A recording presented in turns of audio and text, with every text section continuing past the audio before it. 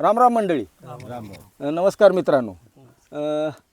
आज आपण बाळ रखमाजीची वाडी साकुर्ड, जी की पुरंदर सासवड तालुक्यामध्ये एक छोटंसं वाडी आहे, वस्ती आहे. आणि तिथं आज उन्हाळ्याचे दिवस आहेत. एकदा चांगल्या चिंचेच्या झाडाखाली आपण बसून शेतीवर काहीतरी बोलू, जे की आता तसेही शेतकऱ्याचे सध्याचा हंगाम असतो तो थोडा कमी धावपळीचा असतो. आता यात्रा असतात, जत्रा असतात, लग्न असतात, अशा थोडा फुरसतीचा काळ असतो. कारण नवीन पीक लागवड नसती, उन्हाळ्याचे दिवस असल्यामुळे थोडं रोगकीडही कमी असतो. फक्त पिकाला पाणी भरणं, पाणी देणं एवढंच एक थोडं काम असतं. आणि मग अशा वेळेस आपण काहीतरी शेतीच्या मूलभूत प्रश्नावर चर्चा करावी, यासाठी आज आपण सगळे मित्रमंडळी जमलेलो आहेत. तर पुन्हा एकदा राम राम.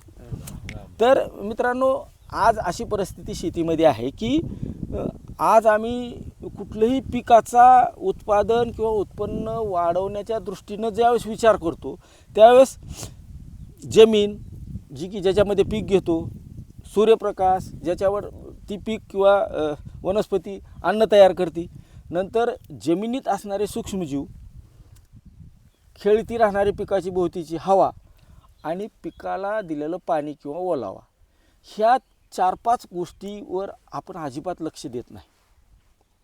आणि आजचा विचार केला तर मग तुम्ही शेतकरी लक्ष देत नाही, संशोधक किंवा जे सायंटिस्ट म्हणतो आपण, संशोधन करायचं तर ह्या 4-5 गोष्टीवर जास्त भर द्यायला पाहिजे.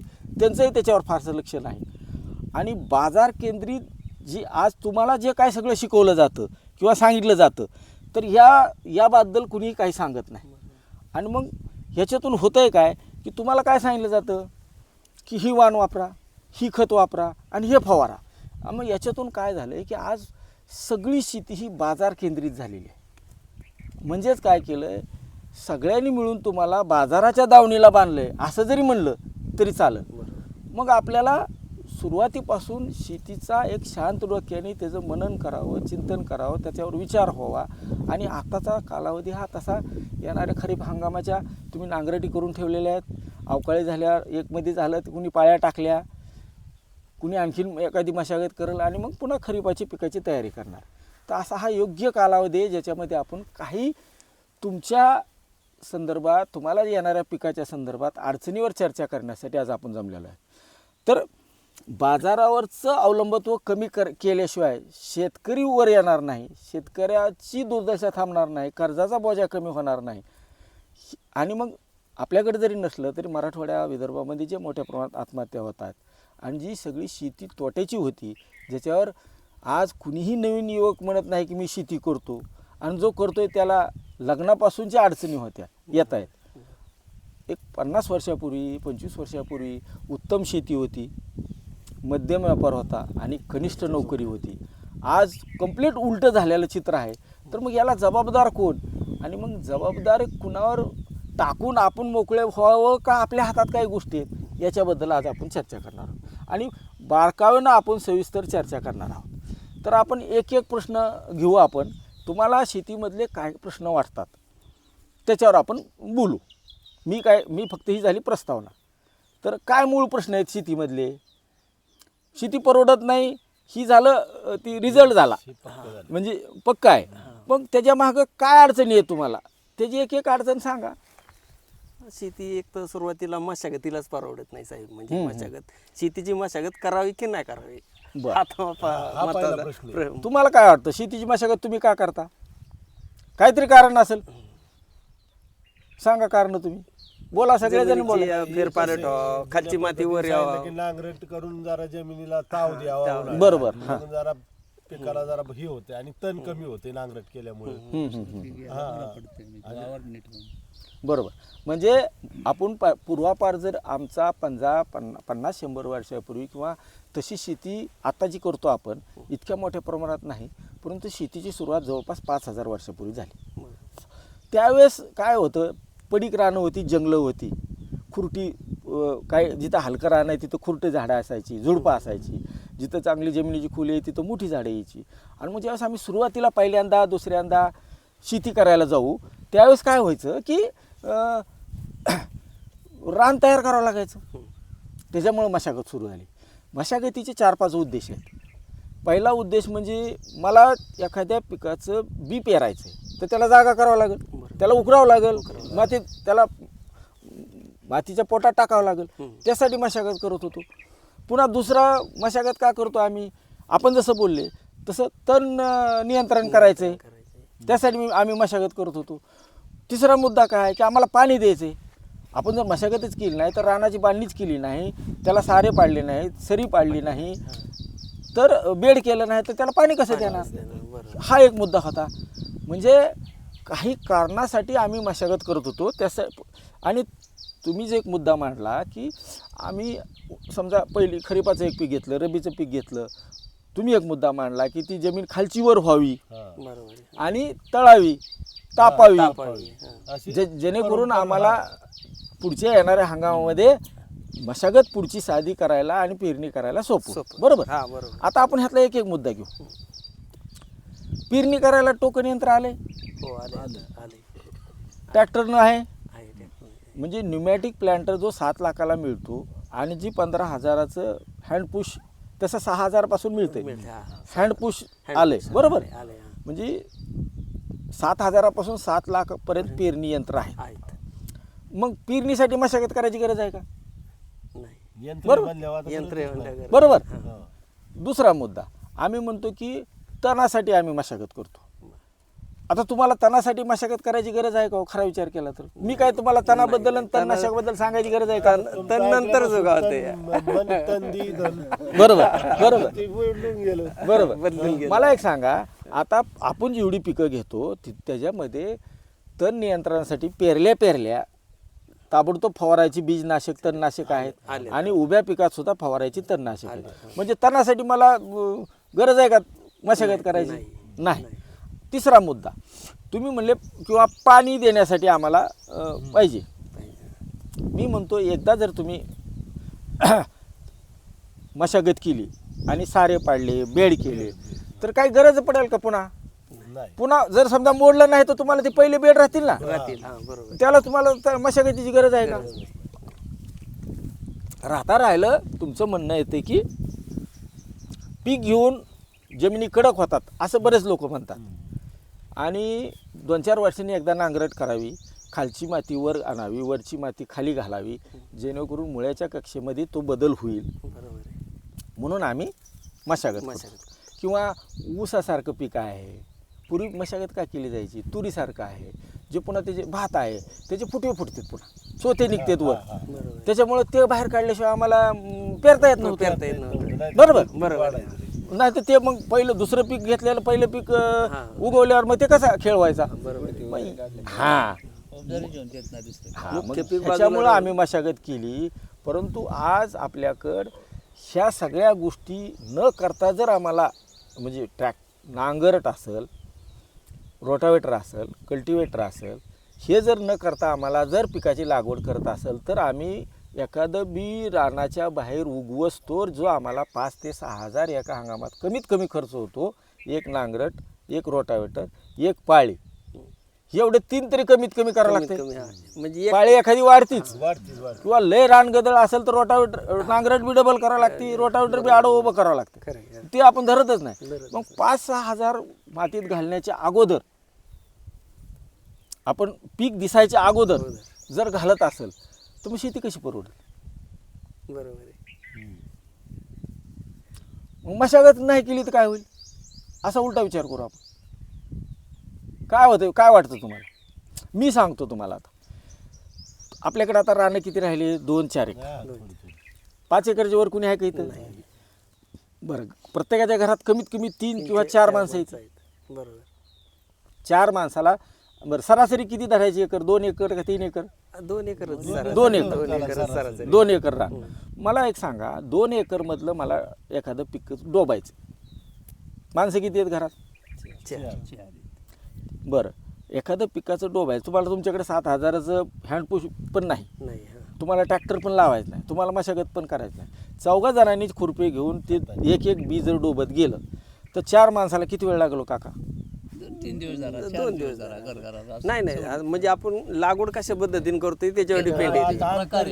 अंतर किती ठेवतो फुटाव करतोय, दीड बरोबर. फुटाव करतोय, 4 फुटाव. जरी यंत्र नाही वापरायचं म्हणलं तर पीक कोणतं आहे त्याच्यासाठी म्हणजे आज आम्ही जर ठरवलं तर कुठलीही मशागत न करता आम्हाला पेरणी करता येते. येते, बरोबर. बरं त्याला कष्टाचं काम आहे कधी नाही पेरणी हे कष्टाचं काम आहे का डोबन नाही नाही ना. बरं त्यावेळेस पावसाळा असतो हम्म. जमिनीत ओल असते ओल तिथंच असते. पेरतो आपण बरोबर. म्हणजे ते फार कष्टाचं काम नाही आणि त्याला यंत्र पण उपलब्ध आहे. हम्म. माझं म्हणण्याचा उद्देश की एकदा माझ्या 2 एकरामध्ये मी ठरवायचं की पुढं 5-10 वर्ष 15 वर्ष मी ही पिकं घेणार पहिलंच ठरवायचं पहिलंच ठरवून पहिले घ्यायचं. ठरवायचं. आता आपल्याला ट्रेंड माहीत असतो आपल्याकडे भाजीपाला घेतला तर कुठला येतो कोबी घ्यायचा का फ्लावर घ्यायचा का ही एक पॅटर्न राहतो मग त्यात टोमॅटो येते मिरची मिरची येते येते. वांग येते म्हणजे ही फळभाज्या म्हणून बरोबर एखाद्याने म्हणलं तर मी 1 एकर पालेभाज्या घेणार म्हणजे कोथिंबीर घेणार मेथी घेणार पालक घेणार माठ घेणार शापू. शापू घेणार बरोबर मग एखादा अर्धा एकर ऊसच घेणार आणि मग माझ्याकडे 2-4 जनावर आहेत त्याला कुठेतरी चाऱ्याला करणार एकदा पिकाचा पॅटर्न ठरवायचा आणि त्याच्याप्रमाणे पहिल्या वर्षी तुम्हाला जेवढी काय हौस आहे मशागतीची तेवढी पुरवून घ्यायची करून घ्यायची. उभी आडवी नांगरट करा रोटावेटर मारा काय करायचं ते करा जेवढं तुम्हाला मिळतंय शेणखत मळी कंपोस्ट गांडूळ खत लिंबोळी पेंट सगळं सगळं एकदा मातीत कालवा आणि एकदा बेड तयार करा एकदाच. एकदाच करायचं पुन्हा आपल्याला हयात आहे तोपर्यंत बेड मोडायचं नाही फिराळी झाल्यावर काय करायचं सांगतो की तुम्हाला सांगतो सांगतो ऐकतोयच ते. सांगतो की प्रत्यक्षात कुठं घडतोय. सांगतो की पहिल्यांदा जर चांगली मशागत केली माझा तो मुद्दा राहिला बरोबर आहे काकाचा आपण नवीन लागवड करताना एखादं पडीक रान करताना काय करतो आपण की त्यातल्या पहिल्यांदा पालव्या झाडं झुडपं काढतो हरळी लवाळा कुंदा काय असेल तर आपण काय करतो त्याला चांगलं उकरून काढून नष्ट करतो नष्ट करू तशी तुम्हाला पहिल्या वर्षी मशागत करायची त्याच्यानंतर ठरवून पॅटर्न अजिबात बदलायचा नाही पीक बदला तुम्ही हां पीक बादला पीक बदला आता समजा तुम्ही ऊस 3 वर्षांनी 4 वर्षांनी मी त्याच्यावर पण येईल ऊसाबद्दल बोलायचं तर आपण त्याच्यावर बोलू ऊसावर ऊसच करीत राहायचं किंवा ऊस मोडायचाच नाही मोडायचं नाही. 40 वर्ष लोक जर खोडवं घेत असतील ऑस्ट्रेलियामधला देश कमीत कमी 6 किंवा 7 खोडवे घेतो आम्ही कुठे एवढं श्रीमंत आहे की खोडवाच घ्यायचा निडव्याला जायचंच नाही किंवा कोल्हापूरवाले तर फक्त आडसाली लागण करतात पूर्व हंगामी करतात त्याचा खोडवाही घेत नाहीत आम्हाला आज आम्ही शेतीचं शास्त्र आहे हेच आम्ही समजून घेत नाही कुणीतरी काहीतरी सांगते त्याच्यावर आम्ही चालतो आता एकदा बेड केले ठरलं भले तुम्हाला समजा उद्या कोबीच्या ऐवजी तुम्हाला टोमॅटो लागवड करायची बेड कितीचा करा 1 मीटरपासून 1.5 मीटरपर्यंत आपण कुठलं पीक घेणार आहे हे डोक्यात गणित पहिलं पक्क करायचं मग तुमचा एक ठरलेला पॅटर्न आहे तुम्हाला गॅलन वांगं लावायचं असेल तर 6 फूट लागेल मग त्याच्यावर एक मध्ये वळ एकच लावा की एक सोडून तुम्हाला कोबी लावायचा आहे फ्लावर लावायचा 4 वळी 4 लावा वळी लावा. 5 वळी बसवा 5 वेळेस. कांदा लावायचा आहे अजून 4 वळी वाढतील 11-12 वळी बसतील बरोबर त्या कशा बसतील मी सांगतो तुम्हाला तुमच्या पुढे अजून लय प्रश्न आलेत ह्या गोष्टीला आपण सगुणा रिजेनरेटिव्ह टेक्निक किंवा SRT तंत्र म्हणतो ही काय आपण अत्यंत शेतीसाठी मशागत बंद करण्यासाठी शेतीचा खर्च वाचवण्यासाठी शेतकऱ्याचं उत्पन्न वाढवण्यासाठी ह्याच्या इतकं चांगलं विना मशागत विना नांगरणीची शेती म्हणा किंवा SRT म्हणा त्याला फक्त तुम्ही कुठलं पीक घेताय त्याच्यामध्ये थोडा बहुत बदल करावा लागेल त्यासाठी आपल्याला पीक ठरवून घ्यायचं पिकांची फेरफार करा आता पहिलं पीक निघलं समजा आता तुम्ही कोबी घेतला किंवा तुमच्याकडे वाटाणा होतो वाटाणा काय करायचा शेंगा तोडायच्या हिरवा असेल तर त्याला कुठलं राऊंडअप सारखं ग्लायफोसेट सारखं तणनाशक तणनाशक मारायचं जळून टाकायचं बेड मोडायचा नाही कुठं कमी जास्त झाला असेल तर तेवढ्या पुरतं नवसारून घेऊन बेडची बरं उंची किती करायला पाहिजे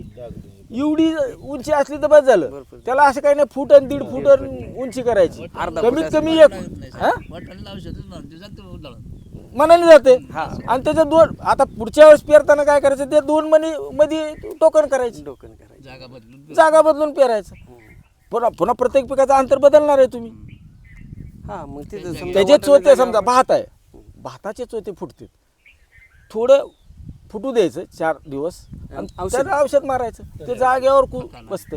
बरोबर.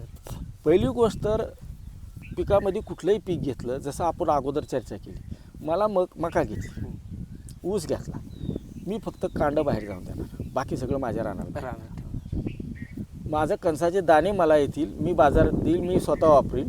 मधला भाग आहे तुम्ही जो शेताला जनावर देईल. खातोय ते जनावराला जाऊ द्यायचा, जनावराच्या पोटातून रानात आला पाहिजे. आणि जर तुमच्याकडे जनावर नसेल तो त्याचा तिथं जागेवर पडू द्यायचा. याच्याशिवाय आपल्याला पर्यायच राहणार नाही. कारण आज जे 5-6 हजार पहिल्यांदा मुदलात घाटा होतोय. हा. बरं, आता येणाऱ्या वर्षी पाऊस किती सांगितला आहे? कमीच आहे. 94%. कालचा अंदाज आहे. 6% अजून कमी शासनाचा सांगितला. 6% पाऊस म्हणजे फार कमी नाही. फार कमी. अजिबात घाबरायची गरज हा, नाही. गावराची.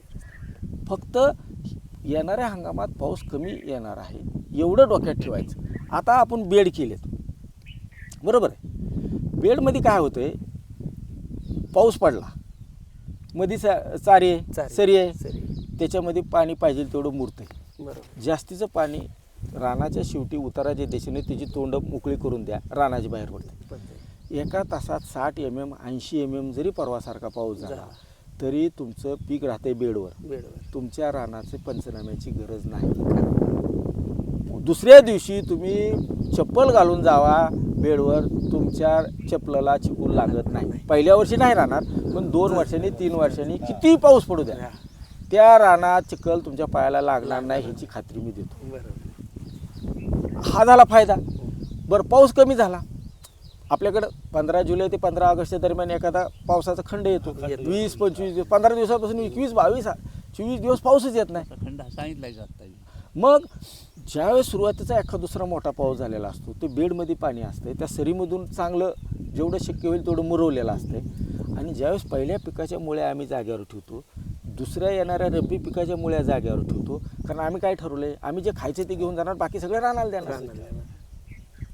आता त्याच्यात अजून एक गंमत आहे, जेवढा लवकर एखादा पदार्थ कुजतो, म्हणजे पानं कुठल्या पिकाची, ऊसाचे थोडं बाजूला ठेवू, तुम्ही मुगाची, उडदाची, वाटाण्याची, घेवड्याची, सोयाबीनची, भुईमूग.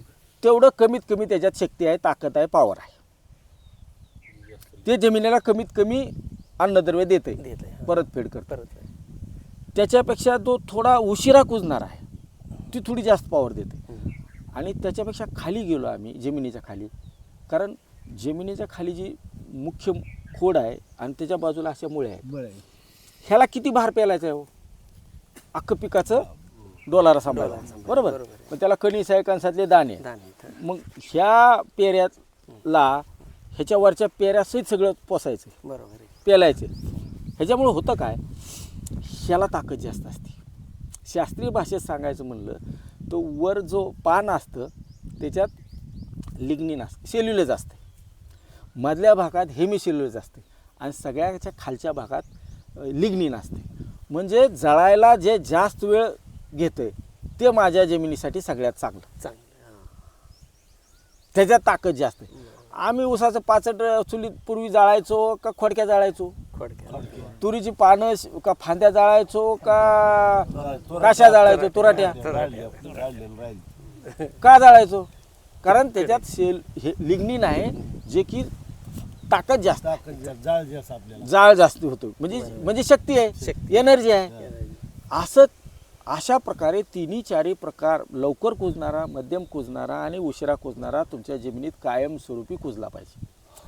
आता पहिलं पीक काढलं आम्ही, सगळं त्याचं जागेवर ठेवलं, फक्त शेंग घेतली, दाना घेतला, शेंगसुद्धा माघारी, त्याच्या मुळ्या कुठे गेल्या, सगळ्या जागा. आता रबीचं पीक पेरलं आम्ही, पावसाचा खंड पडला, तुम्ही मशागत केली का? नाही. रान झाकून व्हायला लागलं, मुळ्या काय होणार, पहिल्या पिकाच्या मुळ्या काय करतील, हळूहळू हळूहळू हळूहळू कुजत. जमिनीत जेवढे जीवाणू, बुरशी असती, एकदम ताजं टणक पदार्थ येतो, लिग्निन आहे, तो लगेच खाता येईल का त्याला? नाही. त्याला मग त्यातले सुद्धा जीवाणू 2-3 टप्प्यात काम करणारे असतील. सुरुवातीला त्याला धडका मारून मारून मारून थोडं कुजवते, मग दुसरा गट येतो, ते कुजलेल्याला खातो, हळूहळू हळू कुजत राहते. आणि तेवढं जेवढ्या मुळ्या तुमच्या कुजत राहतील तशा पोकळ्या जमिनीत तयार होतात. बरोबर आहे. मग पाणी कुठल्या रानात जास्त साठल, पडलेलं. हवा कुठल्या रानात जास्त साठेल, तेच मुळी कुठल्या रानात जास्त जाईल, मुळी कुठल्या रानात जास्त जाईल. पोकळी तिथंच मुळी जाणार. जिथं पोकळी होतं ना हा. थोडक्यात भुसभुशीतपणा राहतो. अनुरेणूसारखं त्या जमिनीत त्यामुळे असं जाळ राहते आणि त्यामुळे हवा राहते त्याच्यात. ती पोकळी हे कालांतराने वर्ष 2 वर्षांची थरच लेअरच होणार पूर्ण. लेअरच तुम्हाला काळजी कांद्याचा बेवड चांगला असतो म्हणतो हा. आपण. कांद्याची मुळी तुम्हाला दिसते किती, छोटी जारवा नुसता त्याची मुळी लांबती किती तुम्हाला माहिती आहे का, किती लांबत असेल कांद्याची मुळी? लांब तशी बरोबर अशी ओकाली चाली येते अशी पांगती सगळी. 2 फुटापर्यंत वाढते. हा. आपण बाबा जितकी डोळ्याला दिसत पण नाही आपल्याला, जारवा म्हणतो आपण.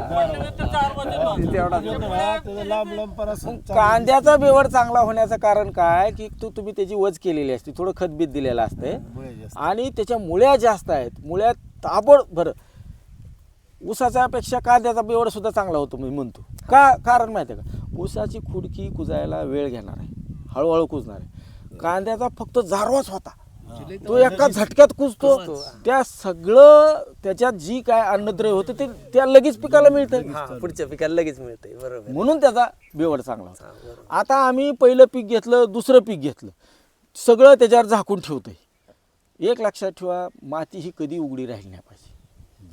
मग तुम्ही कशाने झाकायचं ही तुमच्या हातात आहे. पहिल्या पिकाचे सगळे अवशेष तिथं जागेवर पडू द्या, दुसऱ्या पिकाचे पडू द्या, तुम्हाला खायचं तेवढं घ्या.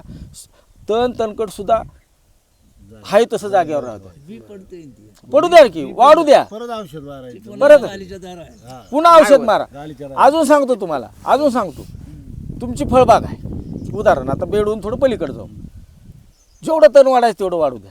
गुडघ्याला आलं की कट करायचं, गुडघ्याला आलं की कट करायचं मुरून टाक. आणि जागेवर ठेवायचं. त्याला हिथून उचलून सुद्धा तिकडं. आपण शेतीमधलं नुसता खर्च कमी नाही तर शेती सुखाची, समाधानाची, आनंदाची झाली पाहिजे.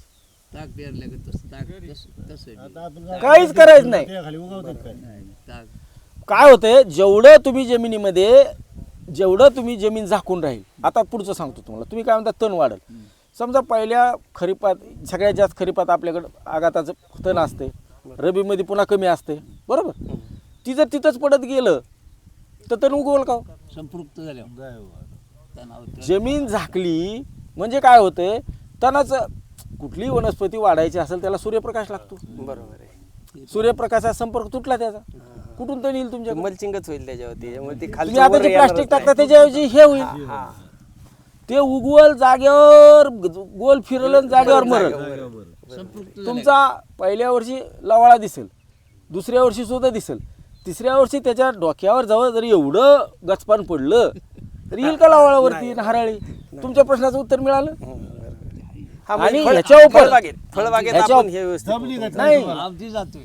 अजून सुद्धा तुम्ही बेडवर सुद्धा हराळी येते, लवाळी येते. तणनाशक आपल्याला ह्याच्यात आपण तणनाशक वापरा म्हणतो, फळबाग असू द्या किंवा काय असं. तणनाशक वापरताना सुद्धा पेरल्याचं जे तणनाशक असतं ते जास्त फायद्याचं असतं.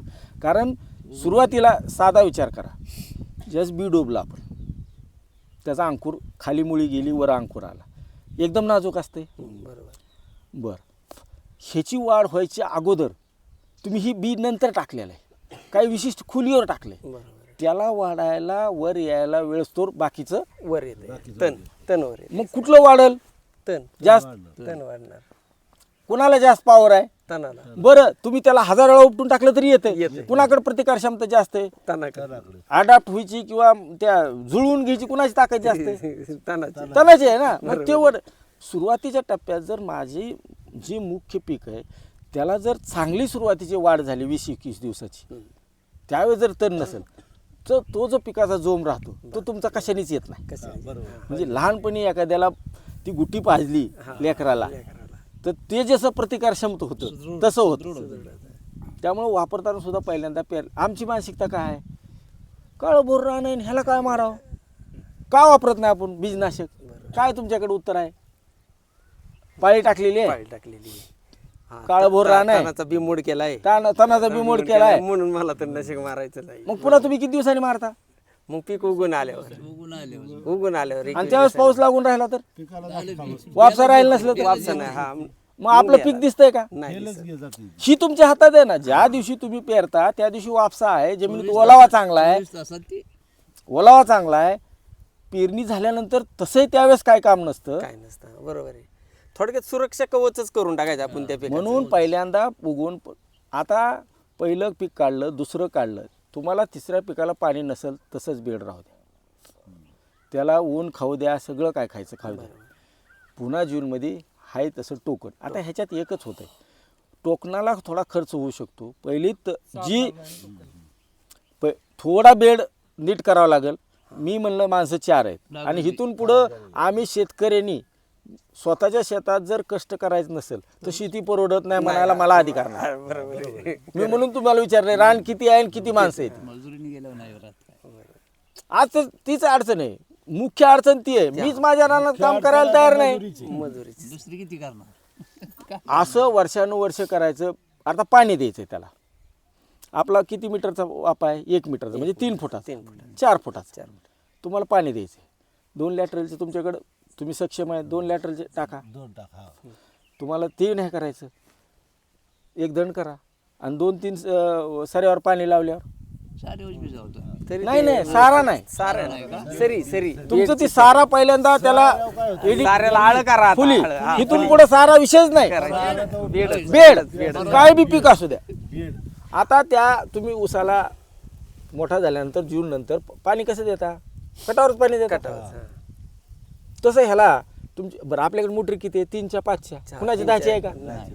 पण 3ची मोटरचं 5च्या मोटरचं 2 साऱ्यावर 3 साऱ्यावर पाणी लावल्यावर काय होईल? शांत हळूवार पाणी चालणार, ते पळणार बी नाही, मुरत चालणार. आणि बेड तेवलं का नाही? तिकडून दीड तेटवल का नाही? सगळं. पण ते आज बी जावल्याबरोबर नाही दिसत. तुम्ही दुसऱ्याच्या वावरात गेला ना किती ते टाळलेलं दिसतं. त्याला पण एक शास्त्रीय कारण आहे, पण त्याला वेळ जाईल. मी ते आपण एका दिवशी नंतर बोल, ठिबकच्या वेळेस बोल. आता बेड जर तेवला, बेडमध्ये सगळ्या मुळ्या तशाच आहेत, वरचं सगळं गच पण तसंच आहे. किती दिवसांनी पाणी द्यावं लागलं? पुढचं लवकर पाणी द्यायची गरज नाही. डबल तरी बऱ्यापैकी 1.5 पटचं तरी फरक होईल. बरोबर, मग पाण्याचं वाचत नाही. वाचते. आता सगळ्या मुळ्या माझ्या तिथं जागेवर पडतात, जमिनीत पोकळ्या झाल्या, पाणी धरून ठेवण्याची क्षमता वाढली. बरोबर. जास्त पाऊस झाला तर पाणी बाहेर काढण्याची सोय केली. त्यांचा फोन बंद करा, तेवढा सगळ्यांनीच बंद करा. होऊ दे 1 मिनिट, बंदच करा. मग पाणी जास्त झालं तर बाहेर काढायची तयारी झाली. आता जेवढ्या मुळ्या जाग्यावर कुजतील तेवढी पाणी धरून ठेवण्याची क्षमता सुद्धा वाढत असते, कारण तो स्पंज तयार होतो, गॅप तयार होतो. ही जी आपण सेंद्रिय कर्ब म्हणतो, ह्युमस म्हणतो ना, तो काय करतो? आपल्या वजनाच्या 20 पट पाणी धरून ठेवतो. मातीची कणरचना कशी असते? मातीचा एक जो मोठा कणामध्ये जो गॅप असतो त्याच्यात हवा असते, आणि जी तुम्हाला डोळ्याने दिसत नाही त्या 2 कणाच्या मध्ये पाण्याचा थर असतो. काय सांगतं शास्त्र? डोळ्याने दिसणारा छेद आहे त्याच्यात हवा असते, गॅप, तो डोळ्याला दिसू शकतो, पण तो डोळ्याला दिसत नाही. त्या 2 कणाच्या मध्ये पाणी असते. पाणी आपल्यासारखं ग्लासनं पित नाही. पिकाला ओलावा पाहिजे. पाणी नाही डायरेक्ट पितात. पाणी नाही. आज तुम्ही उसाला पाणी दिलं, तुडुंब सरी भरली तरी जोपर्यंत त्याला वापसा येत नाही तोपर्यंत त्याला जमिनीतनं पाणी घेता येत नाही, अन्नद्रव्य घेता येत नाही. जवळपास 72 तास जी बारीक जारवा असतो, जी बारीक मुळी असती, तंतुमुळं म्हणतो आपण त्याला, त्याची टोपी सडून जाते, एकदम नाजूक असते. सगळ्यात मोठा फिल्टर आहे तो. त्याच्यातून त्याला काय काय घ्यायचं? पाणी घ्यायचं, आणि तुम्ही जेवढं खत दिलंय तेवढं सगळं त्याला घ्यायचे, सगळे अन्नद्रव्य घ्यायचे. तो जातो सडून. वापसा आल्यावर ती पुन्हा तयार होती टोपी, आणि मग पाणी घेतलं जातं. मग जमिनीला पाणी किती द्यायला पाहिजे? पाणी तुडून भरलं पाहिजे का वापसाठी? जमीन ओल होण्यापुरतच त्या ठाण नुसता गेला तरी त्याला असं इतक्या. ते ठेवले पिकं चांगली आहेत. इस्रायलला काय पाऊस पडतो? इस्रायलला किती तुमच्या पिकाला आहे ना 1 तास काय ना ठिबकलं पाणी रोज काय ना दिलं पाहिजे. पीक कुठलं आहे, जमीन कसं आहे, पिकावे. पाण्याचं कसं आहे? आता सध्या वातावरण काय, म्हणजे तापमान किती आहे, हवेतनं उडून किती जाते जमिनीतनं, तुमची पिकाची अवस्था काय, तुम्ही सीताफळाचा बहार धरलाय का सीताफळ अनावर सोडलंय, आणि तुमची जमीन कशी आहे, भारी जमिनीला जास्त आहे. हे 2-3 गोष्टी असतात. आता ठिबक करताना तुम्ही काय विचार असतो तुमच्या डोक्यात? आता जमिनीचं बऱ्यापैकी कळलं, मशागत करायची का? मग आता नाही करायचं. गरज आहे का? नाही करायचं. ह्या वर्षी काय करणार? मग आता अर्धा एकर मध्ये प्रयोग करा. मी गेल्या वर्षी टमाटे केली होती उन्हाळ्यात केल्यानंतर माझी टमाटे एवढी म्हणजे उन्हाळ्यामुळे काही एवढी बेडवरच होती. व्यवस्थित आली नव्हती, म्हणजे आली व्यवस्थित पण पहिला lot पाहिजे त्यांचा. पाहिजे अशी आली नाही. त्याच्यानंतर आपले सायलेंट करा सगळे काढायचं होतं, तर परत असा विचार केला की ह्याच बेडवर आपण परत टमाटे धरायचे. बरोबर. टमाटे उपटली, तारा बिरा साफ केल्या, खुरपून काढलं आणि त्याच्यावर परत आपण टमाटे आली. ती इतकी एक नंबर टमाटे आली की म्हणजे बिगर मशागत करता त्याला काय कारण आहे तुम्हाला वाटतं सांगा? तर तुमच्या ते मुळे तुम्ही आता ते म्हणला ना, म्हणजे तो रिझल्ट आपल्याला तुमच्या म्हणण्यानुसार तो एक नंबर आला.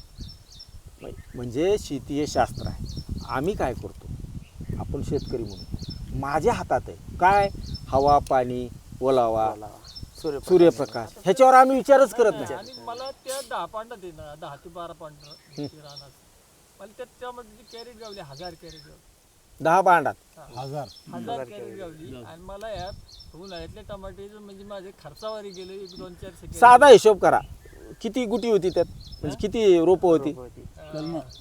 5,500. 5,500. 5,500 जमिनी खालचा भाग किती, तुम्ही अजून काय केलं, ते गचपण सगळं काढून बाहेर टाकलं, ते चूक केली आहे का? वरचं जे सगळं आपण काय म्हणतो, रोग येते, कीड येते, आम्ही सगळं मुळ्या काय चकाचक करून ठेवतो, ते जर अजून झाकून ठेवलं असतं. आता 5,000 रोपं धरा, 5,000च्या वरती जेवढं वाढतं, म्हणजे झाडात जमिनीच्या वरती जेवढं वाढतं त्याच्या कमीत कमी अर्ध तरी वजनाने खाली असतं. बरोबर, राईट. आता मला सांगा, एक टोमॅटोचं झाड फळ सोडून 1 किलोचं असेल, हा? मग जमिनीच्या खाली मुळ्या किती आहेत? 2 किलो. अर्धा किलो. अर्धा किलो अंदाज धरा आपण. मग 5,000 गुणले अर्धा किलो किती झालं? 2.5 किती टन झालं? 2 टायल्या झाल्या का नाही? 2 टन. बरं, तरी काय केली जागा हे ती मगाशी जसं बोललो. तर आता ह्या वर्षी करताना तुम्ही पहिल्यांदा ठरवा मी कुठल्या रानात काय करणार, आणि दुसरी गोष्ट मोठ्या प्रमाणात नाही पण अर्धा एकर, पाऊण एकर, 2 पांड, 3 पांड तरी इथून पुढे मी त्याच्या ट्रॅक्टर घालणार नाही. आता तुम्ही जी मगाशी प्रयोग म्हणून एक संकल्प पुन्हा तुम्ही म्हणला दरवर्षी जमीन नांगरायची. आता मला सांगा, जर जमीन, आता आपण सगळे शेतकरी आहेत, एखाद्या पाऊस पडल्यानंतर तुम्ही पडीक रानातनं चाला आणि वहितकालच्या रानातनं चाला, मशागत केलेला, कुठलं मऊ लागते हो? पडी. का? तुम्ही तर म्हणले भुसभुशीत करायचे आम्हाला ताण. रानातलं पाऊस पडल्यानंतर वहिताखाललं रानातलं पाणी निघतंय का पडीक रानातलं पाणी लवकर निघतंय? वहित्या रानातनं निघतंय. तुम्ही नीट बघा. तुम्ही नांगरला असेल तर उशीर लागेल, नांगरला असेल त्याच्यात काय होतंय ती कारण त्याला एकच आहे, फक्त जमीन झाकून आहे, सगळ्या मुळ्या जागेवर आहेत. जंगलात कोणी खत दिलं? जंगलात कोणी फवारलं? कुणीच नाही. सीताफळ आपल्याकडे सासवडमध्ये पहिलं कुठं होतं? डोंगरात होतं. डोंगरातनं बांधावर आलं, बांधावरनं रानात आलं. मग रानात आल्यावरच काय मरी आली त्याला?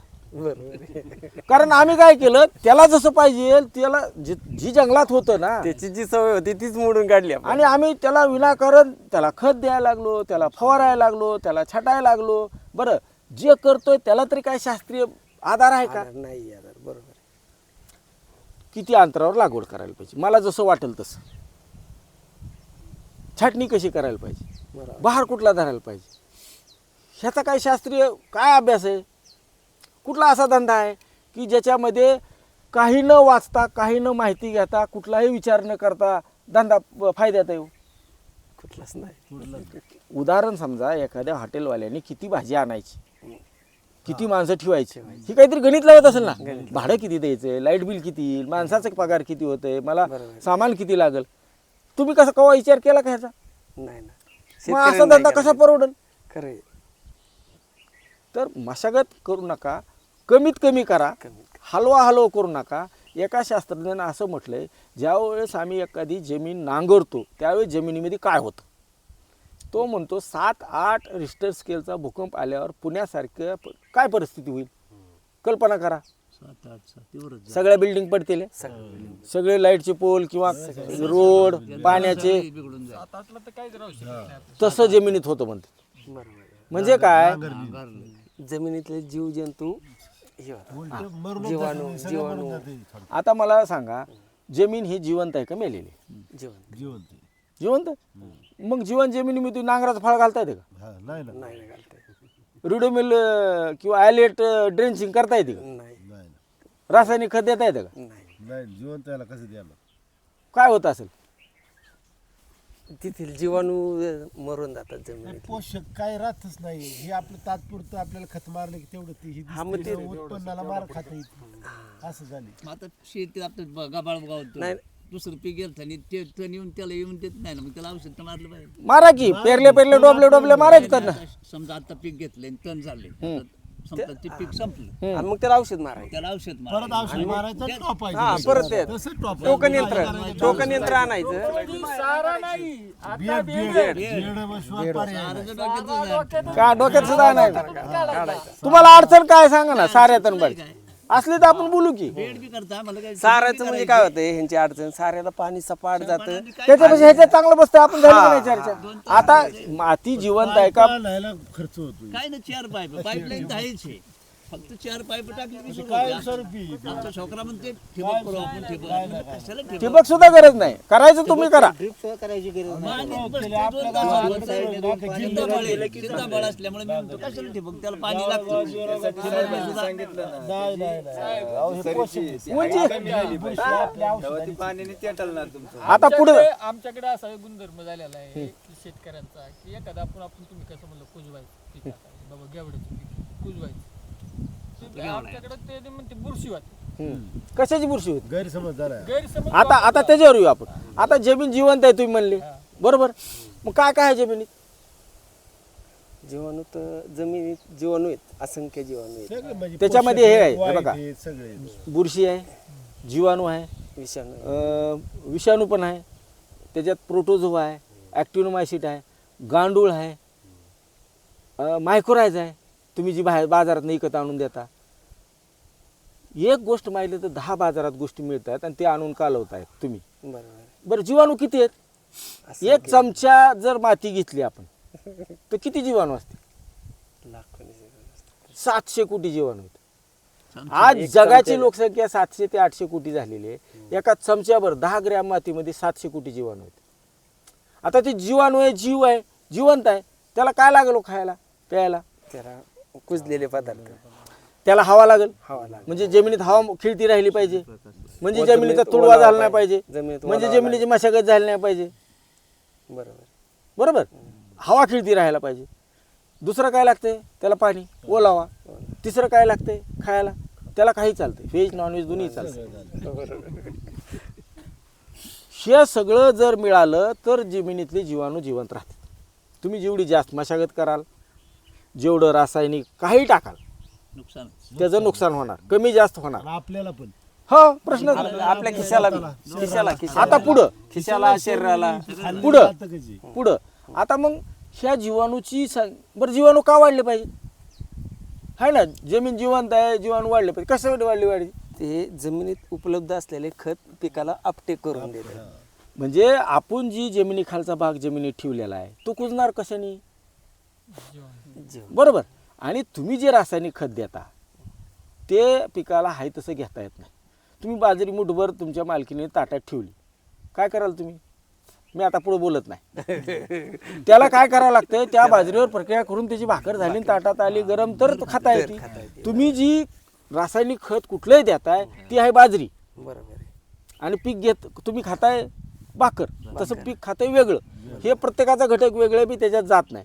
नत्र हे अमाइडमध्ये असतं, युरियामध्ये, अमोनियम सल्फेटमध्ये, अमोनिकलमध्ये असतं, ते नायट्रेटमध्ये गेल्याशिवाय ते पिकाला घेता येत नाही. आणि हे सगळं काम करते जीवाणू.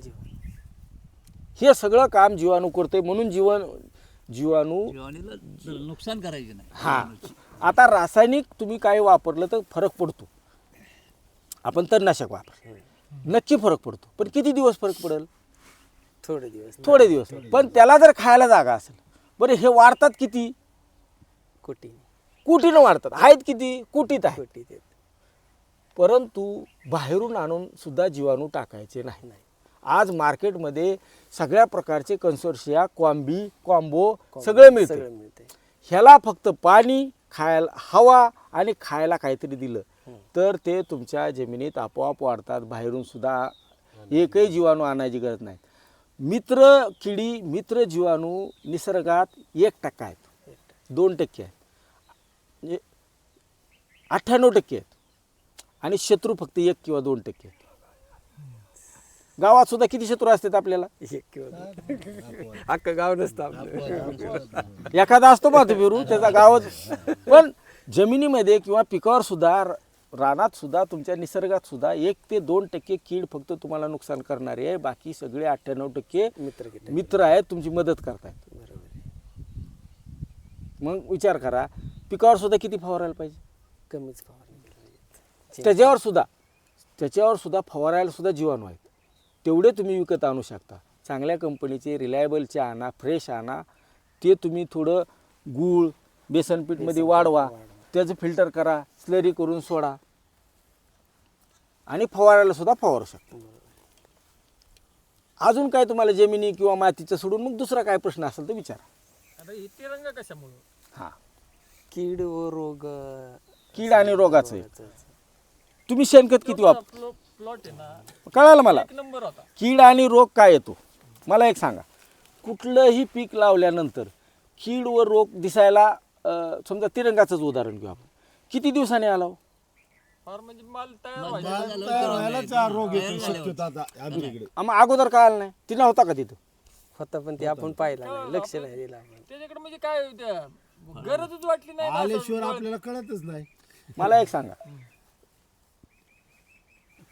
पिकावर माल असताना आला बरोबर, म्हणजे पिकाला जास्त ताण आहे का नाही? हा ताण बरेच माल येतो त्यावेळेस ताण येतो. बरोबर आहे. बरोबर आहे. म्हणजे पिकाला काय करायला पाहिजे? ताण येऊ द्यायला नाही पाहिजे, त्याच्यावर लोड नाही आला पाहिजे. आता तुम्ही काय करताय? शेणखत वापरता का? शेणखत नव्हतं आपण. जमिनीत जीवाणू संख्या आहे का? नाही कमी झालं. दिलेलं खत उपलब्ध होतंय का? नाही. सोडून देतोय आपण पण ते उपलब्ध होतंय का? जमिनीत जोपर्यंत जीवाणूची चांगली संख्या राहणार नाही, जमिनीत त्याला खायला काय मिळणार नाही, तोपर्यंत तुम्ही दिलेलं खत वापरता येत नाही. बरं, वर काय करता तुम्ही? आज 19 सोडायचं, उद्या 052, आठवड्यातनं 2दा, लगेच 0050. सारखं हे झालं खालून. हा, सारखा पाणी किती देता? वापसा किती वेळ ठेवला? ही बोललोय आपण. नाही. वापसा किती वेळ पाहिजे? पाणी कसं घेतंय पीक? पाणी कसं पितंय? 2 अत्यंत सूक्ष्म डोळ्याला न दिसणाऱ्या कणामध्ये जे पाणी असते ती मुळी घेत असते. आम्ही पाणी किती देतोय? ढगळ. मग त्याच्यावर ताण येईल का नाही? त्याची टोपी मिली का नाही? खायला काय नाही, पाणी घेता येत नाही. बरं, वरून तुम्ही किती टॉनिक मारली? जमिनीत किती आळवण्या केल्या? जोपर्यंत माझ्या जमिनीचा सेंद्रिय कर्ब, जो मी शास्त्रीय भाषेत बोललोच नव्हतो, जोपर्यंत त्याच्यामधलं सेंद्रिय पदार्थ वाढणार नाही, जागेवर कुजणार नाही, तोपर्यंत तुमचं पीक ताणच देऊ शकत नाही. सुरुवातीला त्याला फक्त वाढ करायची, त्याला ते वाढलं. सोनं कळी लागली की सुरू झाला, कळी लागली की ते जसं सेटिंग होईल तसं वाढला. आणि पहिला तोडा झाला की अर्धा प्लॉट गेला. डिप्रेशन मध्ये जातो. संपूर्ण ह्याला पर्यायच नाही दुसरा. प्लॉटच तोडला नाही अशी परिस्थिती झाली. मी सांगतो तुम्हाला. आणि प्लॉट एवढा डोळ्यात बसल्या जागा प्लॉटात. मग तो सगळ्या गावाला सांगत होते बघायला या प्लॉट. आणि ज्यावेळेस पुन्हा स्वतःला सुद्धा जाऊ वाटत नाही. नाही तोडायचंच कंटाळा केला. ही याला फक्त कारण माझे जमीन माझी आजारी आहे. हा म्हणजे टायमाला त्याला पाहिजे तेवढं भेटायला. त्यात काय आलं, जापटेक व्हायना ना त्याला. हां, त्या कंपनीचा तो माणूस यायचा, त्यांनी म्हणजे आहे ना त्याची माझी शेवट भांडणं झाली. हो ना. तुला म्हणलं प्लॉट एवढा सासवडचे सुंदर तुम्ही. आला. तू सांगितल्याप्रमाणे प्लॉट आला. ह्याला मग ही काय व्हायची कारणच नव्हती. नाही मला एक सांगा तुम्ही, लहानपणापासून तुम्हाला लहानपणापासून तुमचा तो सांगेल ती औषध. ऐका ऐका ऐका, औषधं काय अशी- धंदा कुणाचा आहे? धंदा त्यांनी धंदा करून गेला. त्याला म्हणलं नाही आज तुम्ही टोमॅटो कुणासाठी लावले? आपल्या घरात स्वतःसाठी मग स्वतःचा धंदा आपल्याला जर नाही कळालं तर काय होते? नुकसानच होते. प्रत्येक पिकामध्ये. अशी काही लोक आहेत की 4 फळ नाही लोकांनी काही सांगू द्या. आता तेच नाही झालं. आपला आपण मूळ दुसऱ्यावर विषयच चालू- आहे. स्वतःचा धंदा आहे ना, मग स्वतःच्या धंद्याची जर आता मला एक सांगा, स्वतःच्या धंद्याची स्वतःला जर अक्कल नसलं तर काय होईल? आपल्याला अक्कल नव्हती म्हणून तर त्याला अक्कल मग त्यांनी त्याचं बघितलं की हे अभ्यास आपण करायला पाहिजे. त्यांनी का अक्कल लावली की त्यांनी त्याची? अक्कल लावली. तो गेला की निघून. तो गेला पैसे घेऊन. मला काय म्हणायचं त्याच्यामध्ये, मला माझ्या धंद्याची जर ज्ञान नसेल, त्याचं कौशल्य नसेल, त्याची माहिती नसेल, मग असा कुठला धंदा आहे हो? ज्याचे कशाचे आम्हाला कुठलं खत वापरलं लोक म्हणते सल्फेट टाकलं. अरे कुठलं सल्फेट? शेणखत वापरलं का? मिळत नाही साहेब. तुम्हाला सांगून काय, आता ह्या व्हिडिओला कमेंट 10 येतात, तुम्हाला सांगून काय करता येत? माझा धंदा आहे, माझं त्याच्यावर पोट आहे, मला माझा धंदा वाढवायचा आहे, त्याच्यातून माझा खर्च कमी करायचा आहे, उत्पन्न वाढवायचं आहे, मला डोकं लावावं लागेल. मला विकणाऱ्याला काय डोकं लावायची गरज आहे? एक मागायला गेलं 4 देतं ते, आणि तुम्ही 4ही गोष्टी आणून टाकता. आळवण्या केली किती केलं त्याला? बस 5 केले. 5 जर टोमॅटोला आळवण्या केल्या, त्याच्यात काय होतं? एक कीटनाशक होतं, हुमणी वाळवी येऊनी म्हणून, नेमॅटोड येऊनी म्हणून, एक बुरशीनाशक होतं, रोगकारक बुरशी येऊनी म्हणून, मर होऊ नये म्हणून, कोलॅटर म्हणजे मर होऊ नये म्हणून, पुन्हा एक खत होतं, एक मायक्रोरायझा होतं, एक ह्युमिक होतं. मुळी वाढते, मुळी वाढते. अहो जे हे बघा, जे गरजच नाही. शेतकरी आज असा विचार करतोय, सायलेंट करा, की माझं दुकान फक्त चाललं नाही पाहिजे, सगळ्याची दुकानं मी चालवतो. आम्ही ठेका घेतलाय, सगळ्याला मोठं करणार, पण आम्ही भिकेल लागला खरे. आणि ह्याला कारणच एक आहे की आम्हाला त्यातलं शास्त्रच कळालं, ज्ञानच नाही, अज्ञान नाही. आणि हे शास्त्र तुम्हाला कुणीही सांगणार नाही बांधावर येऊ. हे तुम्हाला शोधावं लागेल. प्रत्येक पिकात दर हंगामात वेगळी अडचण असते शेतकऱ्याला. बरोबर. आम्हाला कळलं पाहिजे, शिकलं पाहिजे आम्ही की दरवेळेस आम्ही त्याच्यावर मात कशी करायची. आणि जोपर्यंत तुमची जमीन सशक्त होत नाही, पैलवान होत नाही, तो पण वरून तुम्ही काही टाका, काही उपयोग होत नाही. आता पुढं आता इथून पुढं म्हणजे नांगरट आपण आता दरवर्षी नांगरट करायचीच नाही. म्हणजे आता किती वर्षांनी बाबा ते आता बेड केला आपण, किती वर्षांनी आपण आहे तोपर्यंत मोडायचं नाही. जिवंत आहे तोपर्यंत. फक्त कशाला मोडायची? करायची. काय अडचण आहे सांगाल तुम्हाला. टन झालं तर ते आहे औषध. नावसार आहे आपल्याकडे, नावसारून जुळणार नाही आपल्याकडे, काय नावसार चालणारच नाही. त्याला ते बारका ट्रॅक्टरने घाला ना, घालायचं. घाला की जसा पहिला बेड काढला तसं मधनं फिरवा एकदा, फिरवा की त्याच्यावर बेड फिरवा. काढायचा पुढं. उलट त्याने काय होईल, बेड हलवायचंच नाही. मधल्या जे ह्याच्यातूनच त्यातूनच घालायचं ते रिजर, घालायची फक्त. त्यातूनच 2 रिजर घालायचे, चालतंय की. आणि ही काय मी तुम्हाला एक कल्पना दिली, तुम्हाला लागेल तेवढे SRTचे व्हिडिओ आहेत. नाही भरपूर वर्ष चालली ती. हा. पण लोक तिकडे लक्षच द्यायला. आपल्याला फायदा कशात हे ठरवायचं. आता काय औरंगाबाद कीड आणि रोग आपल्या का जास्त बिहारला. येतात? जमिनीत तुम्ही एवढं खत टाकलं, म्हणजे बुरशीनाशक टाकलं, कीटकनाशक टाकलं, सगळे जीवजंतू मेले, दिलेल्या पिकाला उपलब्ध झालं नाही, पिकावर ताण आला. पिकावर 2 प्रकारचे ताण येतात, एक जैविक येतो, एक अजैविक. अजैविक म्हणजे कसं, वातावरणात बदल झाला, जमिनीत पाणी वापसा नाही, माशी तापमान वाढलं, ही झालं जे अजैविक. जैविक म्हणजे काय, कीड रोग. आता त्या पिकाची मुळी जर चालली नाही, तिथं वापसाच नसेल, तुम्ही किती ह्युमिक टाकून काय होणार आहे? नाही. नाही का? बरं, सगळं तुम्ही केमिकल टाकून तिथली जर सगळे जीवाणू मारले, ते पिकाला खत कशी उपलब्ध करून देणार आहे? त्याची मुळी चालत नाही, त्याला खत उपलब्ध होत नाही. आणि त्याच वेळेस बरोबर आमच्या सुरुवातीला सुद्धा ते होतं, पण त्याची गरज कमी होती अन्नद्रव्याची, ते वाढत होतं.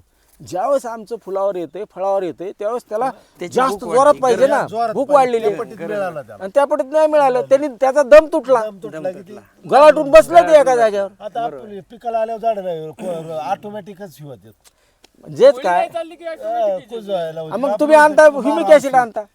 मी सांगतो बाजारातनं काही विकत आणायची गरज नाही. साधं माझं म्हण, फक्त जमीन सशक्त करा, निसर्गात कमीत कमी ढवळाढवळ करा.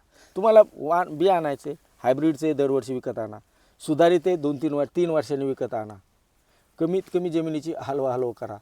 तुम्हाला शेणखत मिळत नाही, बाहेरनं विकत आणून टाकायची ताकद राहिली नाही शेतकऱ्याची, आणि मिळतही नाही, आणि ते चांगल्या दर्जाचंही नसतं. मग तुम्हाला जमिनीत तर हे सगळे जीवाणू आपल्याला जीवन ठेवायचे, तर मग तिथं जे येईल तिथं पडू द्या. मला फक्त माझ्या पिकाला अडचण होणार नाही, मला पर्याय काय, ताबडतोब तणनाशक मारायचं. मग पटक्यात झालं तर आपला पटका व्हायला लागला ना. बरोबर आहे का? अजून काय? थोडक्यात म्हणजे पाहिलं तुमचं तयार पाहिजे, फड कधी उभा राहील. लहानपणापासून कुपोषित राहिलं तर ते पुढे कामच करत नाही. गांडूळ बघाय नाही. गांडूळ राहत नाही. मूळ कारण त्याचं कारण आहे की तुम्ही त्याच्यामध्ये तुम्ही त्याला खायलाच काय देणार. पहिली गोष्ट एक, गांडुळाने खायचं काय, त्याला काय लागतं गांडुळाला खायला? अर्ध कुजलेलं काहीतरी जमिनीचा म्हणजे पिकाचा भाग आणि माती माती आहे पण माती आहे पण कुजणारा भाग आहे का तिथं नाही आपण सगळी एक. वावर चकाचक ठेवतो. दुसरी गोष्ट तुम्ही त्याला एवढी मशागत करायला लागली की ते डिस्टर्ब होत आहे सारखं. बरं रोटावेटरनं गांडुळाचं काय होत असेल फार बघा कशाला गांडूळ येईल हा. तुम्ही फक्त एक वर्ष एकच हंगाम मित्र म्हणतो खरीप मध्ये वाटाणा करा आणि त्याच्यावर तुम्ही हरभरा डोबा नाही तर वाल घेवडा करा फक्त त्याला काही करू नका आणि हाय तेवढं पडू द्या त्याच हंगामात ही दुसरं पीक वर यायच्या आधी मी तुम्हाला तिथं गांडूळ दाखवतो कुठे गेलेलं नाही गांडूळ इथंच आहे सगळ्या प्रकारच्या बुरश्या चांगल्या आपल्या इथंच आहेत कुठे बाहेरून आणून टाकायची गरज नाही अजिबात बाजारात जायचं नाही त्यासाठी सुद्धा फक्त त्याला वातावरण निर्मिती करायची आहे की इथं दाखवते बांधावर आहे ना बांधावर आहे मला आहे की औषध आहे. मारतच नाही. बरोबर आहे ऐका ना बरोबर आहे. साहेब हा. आता ज्यावेळेस तुम्ही सांगितलं की बाबा हे बेडवर यासाठी पद्धतीने शेती करा पण काय काय वेळेस एका पिकावर परत तेच पीक करावं लागतं बरोबर तर त्यावेळेस काही थोडासा रिझल्ट येत नाही किंवा की तुम्ही जे सांगितलंय की पिकाचा फेरबदल झाला पाहिजे म्हणजे थोडक्यात बेवड बदली झाला पाहिजे बरोबर, समजा आपण आता एक दल घेतलं तर बरोबर. त्याच्यावर द्विदल घ्यायला पाहिजे असं काही फॉर्म्युला आहेत का म्हणजे आता त्या मला सांगा पिकांचे? आपल्याकडं नैसर्गिक पद्धतीनं ज्यावेळेस आम्ही आमचा पंजा शेती करत होतो त्यावेळेस तसंच होतं खरीपामध्ये रबीमध्ये आणि उन्हाळी तर नसायचं किंवा असलं तर फार कमी क्षेत्रावर असायचं ती आपोआप पिकाची फेरपालट होती तुम्ही पिकावर पीक जर तुम्हाला त्याच्यातून पैसे येत असतील फक्त मका घेतल्यानंतर म्हणजे तृणधान्याचं घेतलं तर नंतर कडधान्याचं यावं कडधान्याचं घेतल्यानंतर गळीत धान्याचं यायला पाहिजे आणि त्याच्यानंतर मग ऊसासारखं नगदी पिके यायला पाहिजे तितकं आता शक्य होत नाही परंतु त्यात सुद्धा आपल्याला बदल करायचा तुम्ही पहिल्यांदा कडधान्य घेतलं वाल घेवडा किंवा वाटाणा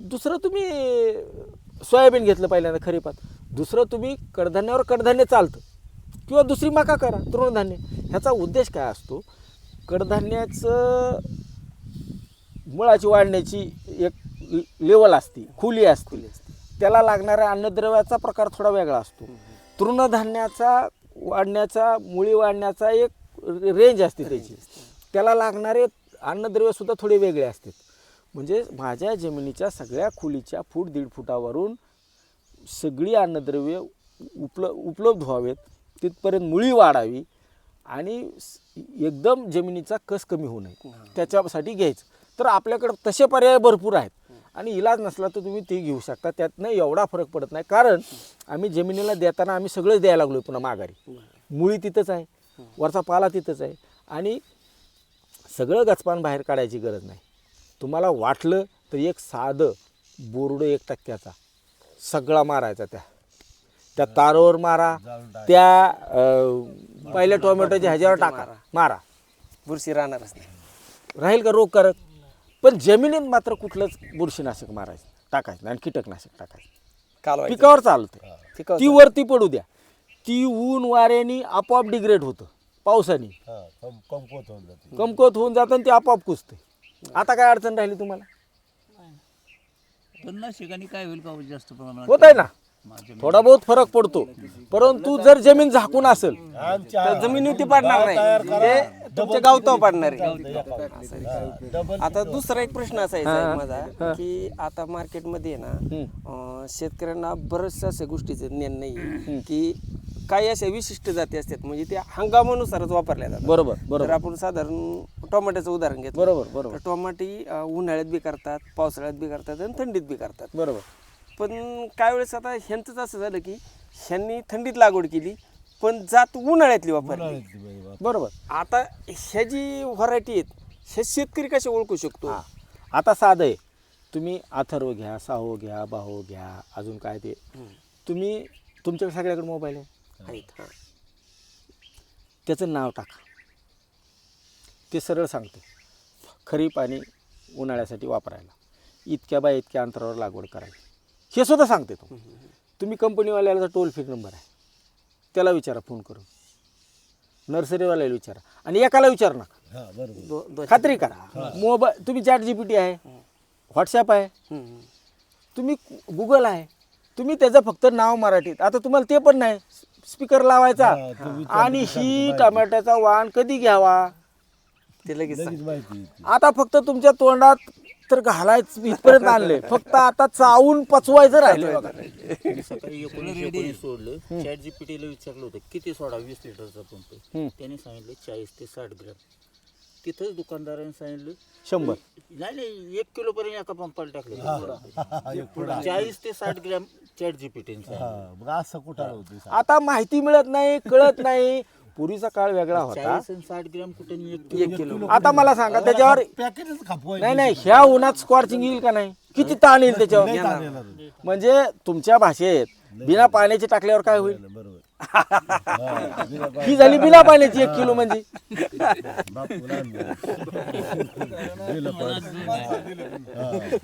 बिना पाण्याचा कसा ताण येतो. माहिती ही इतकी सोपी आहे. तुम्हाला आणि एक लक्षात सांगा ठेव सगळ्यात शेवट, की ऐकायचं कोणाचं. हा ऐकायचं. ज्याला काय विकायचंय त्याचं अजिबात अजिबात ऐक. खरं मानायचं नाही, त्याचं ऐकायचं. ऐकून घ्यायचं बस. युट्यूबवर कुणाची व्हिडिओ ऐकता, कुणाला फॉलो करता, कंपनीवाल्याला, कंपनीवाली दुकानदार बरोबर. सगळ्याच ऐका, मी ऐका म्हणत नाही कोणाचं. हे बघा, आपण राजहंस झालं पाहिजे. दूध आणि पाणी का पाणी, सगळंच कळलं ऐकायचं. पाहिजे.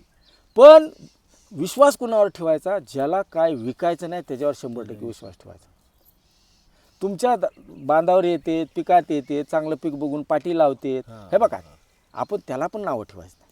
ती त्याच्या पोटासाठी करायला करू द्या, मी माझ्या पोटासाठी करतोय.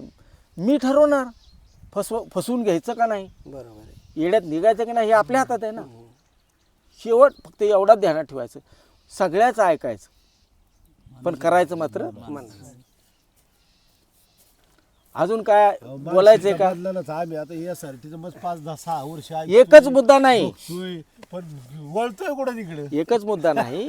असं आपल्याला अख्खा दिवस जरी गेला तरी आपल्याला हा वेळ पुरणार नाही. बरोबर आहे ना. फक्त एक मुद्द्यावर आपण माती, मशागत, सगळ्यात महत्वाचं शेणखत, म्हणजे जो विषय एवढ्यावर फक्त बोललो, मूळ गाभा जी म्हणतो आपण शेती. तेवढ्यावर बोललो. थोडक्यात म्हणायचे की ज्याला माती कळली त्याला शेती कळली. बस. असा मला वाटतं ह्याच्यापेक्षा चांगला म्हणजे शेवट, ज्याला माती कळली त्याला शेती कळली.